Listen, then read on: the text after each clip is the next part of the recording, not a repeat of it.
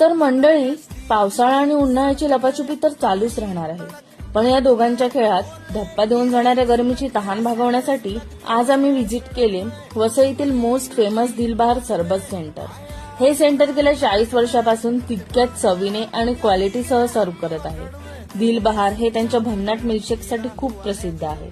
इथे तुम्हाला लिची, चिकू, मँगो, चॉकलेट, व्हॅनिला, स्ट्रॉबेरी अशा असंख्य चवींचे स्वादिष्ट मिल्कशेक्स ट्राय करायला मिळतील. पर्सनली मला मिल्कशेक्स फारसे आवडत नाही, त्यामुळे मी ट्राय केलं इथलं फ्रेश ऑरेंज सरबत.